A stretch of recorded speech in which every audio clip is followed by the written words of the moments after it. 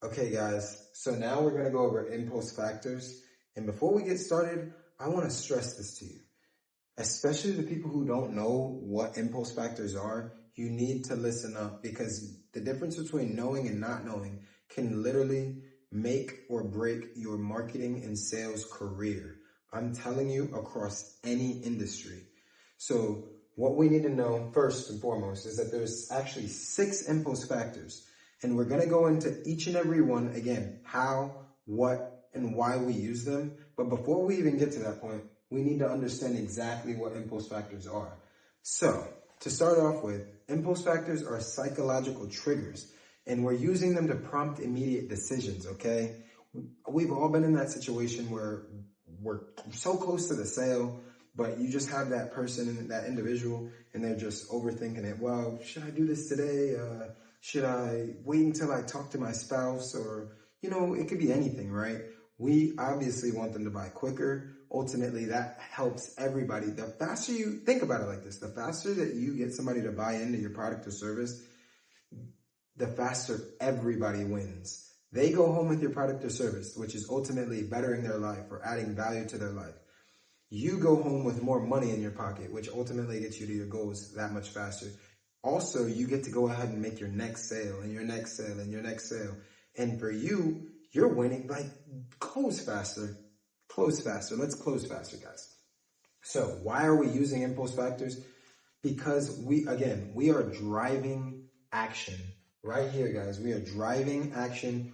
We're encouraging potential customers and clients to make quick decisions. That's it. We're reducing procrastination, okay? Again, you don't want people to overthink, over-contemplate, because oftentimes when they do, it ends up turning into a no. And again, no's are not bad. The faster you get to your no's, the faster you get to your yeses.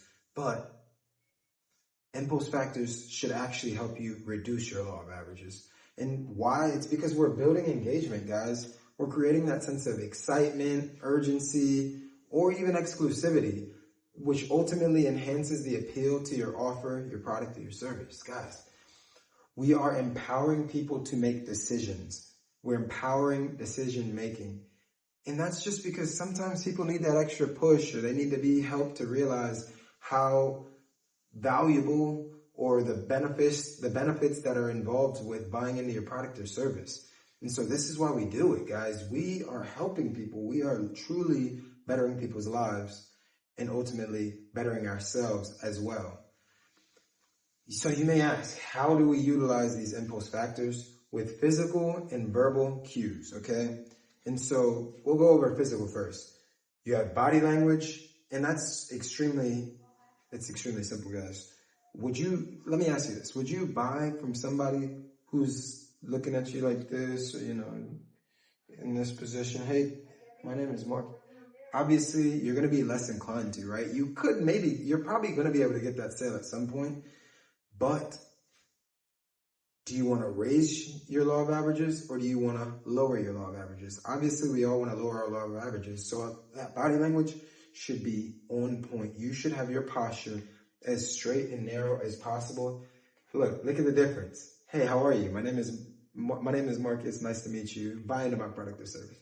And okay, so for the other physical cues, we have gestures, which you actually see me do this a lot. It just comes naturally for me. But we have gestures and positioning, like you want to even know the right place to be, how you want to be at all times. Because what is this doing? We're reinforcing that urgency and scarcity. And so the verbal cues, basically, you just want to carefully choose words or phrases that spark that immediate reaction, interest, because we want to make the offer feel time sensitive. Essentially, that's it, guys. We want to imply to our target customers and clients that today is the day.